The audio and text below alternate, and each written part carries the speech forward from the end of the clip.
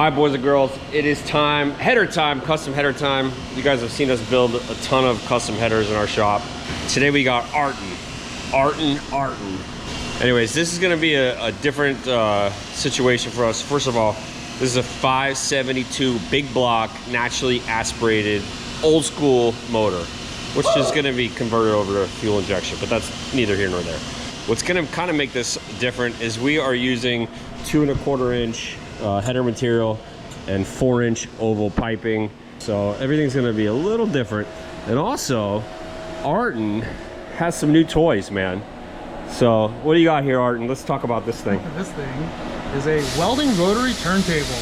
It's rad because it just goes around in a circle. You get really nice welds. That's how you see all those fancy Instagram welds that everyone sees. I was just about to say that. This is what it takes, and it's not cheap, but it's awesome. And the added benefit is that you get an even weld, not only aesthetically all the way around, but you get even heat distribution all the way around. Does this have a purge setup on it as well? There's no purge setup at the moment because I'm not butt welding anything together. All I'm doing is pulse fusing this around, and it's gonna look really, really nice. It's gonna be plenty strong. Because I can already see all the comments already. Yeah. Why aren't you guys purging your welds? Well, this one's not really necessary. And on top of that, with stainless steel, especially exhaust systems, now headers, I could certainly see myself purging headers just because you're trying to get a little bit better of penetration, if not all the way through. A lot of exhaust systems, if you can weld it well enough to where you're only penetrating about 90% of the thickness of the material, you really don't need to purge. And the reason I know this confidently is I have built many exhaust systems where I didn't purge and none of them have broken. And yeah, so pretty much aerospace-y stuff isn't always necessary for automotive, but well, while we have you gibber and jabber and I'm holding the camera, give us and everybody else a little tidbit of your background on where you came from as far as fabrication. Well, I've been fabricating since I was 15 years old. Joined the Navy when I was 19. After I got out of the 19, I ended up being a prototype fabricator for many years. I ended up at Tesla, working as an R&D fabricator, developing Model 3. And then after that, I went to Apple as a prototype fabricator, working in their special projects group. And after that, I went to Aerojet Rocketdyne, welding up NASA's rocket engines like the RS-25. And yeah, and I've built a couple R&D shops myself, and I'm also a pseudo engineer, if you will. I'm giving him the torch, literally, to design and fabricate our headers for this Chevelle. So I'm excited to see what we're gonna come up with. I'm gonna stop talking, I'm gonna let you get to work.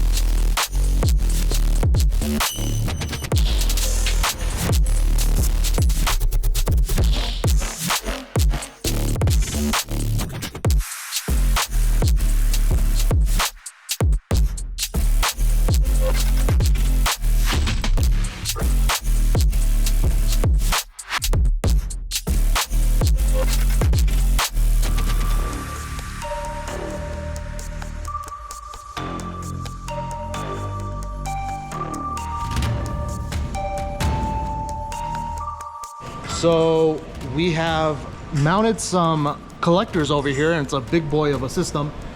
So we got some 2 1/4 inch pipes going down in there. But because this is a big boy system, to make them the same on both sides isn't gonna really work out at that angle. So what I'm doing, especially for the steering column, so what I'm doing is I'm cutting some pie cuts where I'm going to replace this little section over here with some pie cuts. And we got our sweet new Bailey horizontal bandsaw over here. So this thing's been working really sweet. I got some fluid coming for it today for some cooling fluid. But all I did is I took a 4-inch piece of tube, I put it up on the table over there. I took my 1-2-3 block at 2 inches, marked it up right there. Opposite side as well. And I'm over here just rotating and cutting away.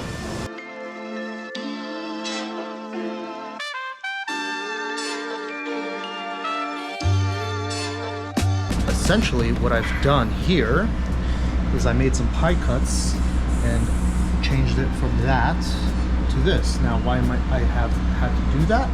Because we have some steering linkages, and with all this exhaust system as big as it is for this big block Chevy, it looked like it wasn't going to clear if I wanted to make both sides symmetric. So I've gone ahead and done one side so far, and now I am prepping the other pie cuts. I made these myself with some 4-inch tubing that we had laying around, and as you can see, there's a little bit of a difference here in the look, and that is because we're using this guy just to clean it up a little bit, make sure that there's no embedded materials on the surface, and cleaning that up after with some acetone to make sure that the welds come out nice. Anyhow, we're gonna keep rolling.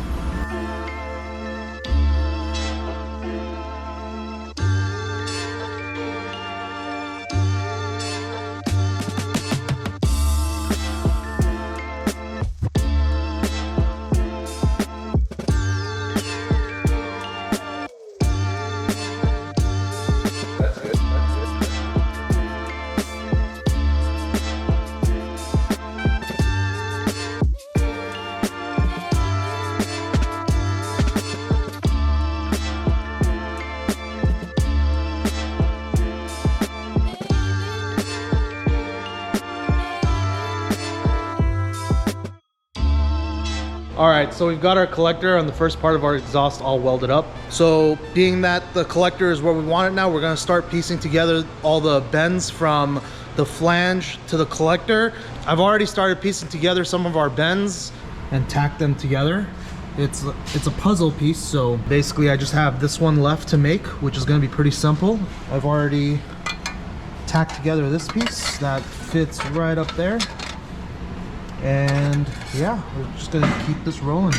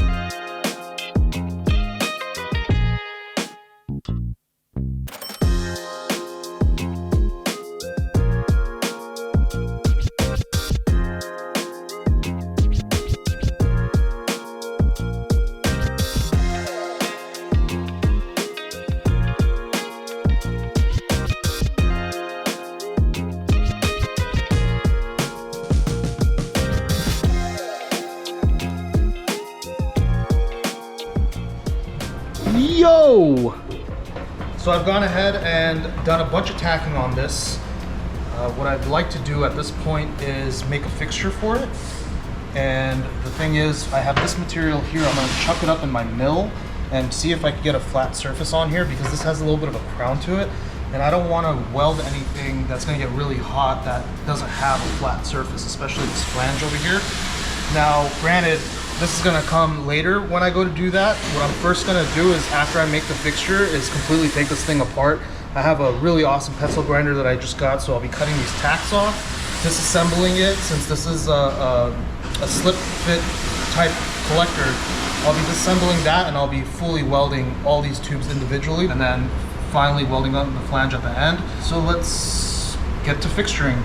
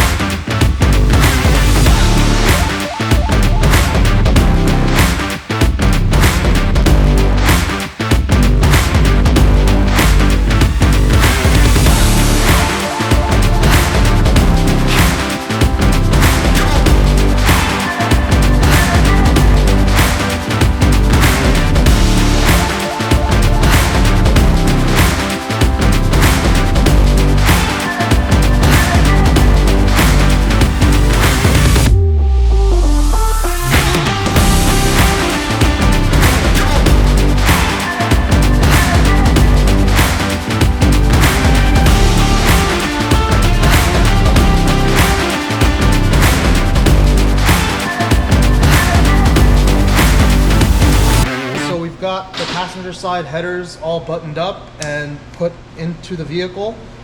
We decided that we wanted to be a little different and do something cool, so we decided that we'll do some equal length stuff. And in order to do that, we kind of have to get these swoopy designs up in here. And that design was kind of dictated also by this chassis, because this is an aftermarket chassis. It's a bag chassis. We don't have a lot of room to play around with, so this is what we came up with. I think it's pretty sweet. It's gonna sound rowdy, especially out of this 572 with AFR heads. And I am excited to hear this thing fire up when it does. So now, because we have this side done, we're gonna hop onto the other side, the driver's side, and match it as closely as possible. Now the other side does have a steering shaft that comes right through where this one doesn't. So it's gonna be a little bit different, but we're gonna try to match it up as best as possible.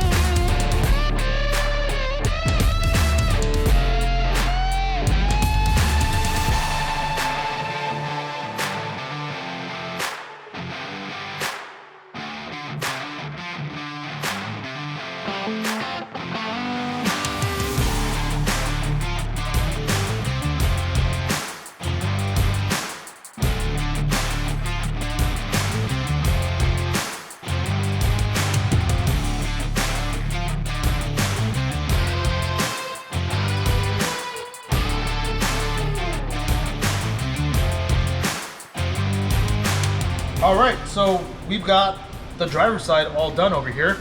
So we wanted to kind of give you guys a more in-depth look as to what this looks like out of the vehicle.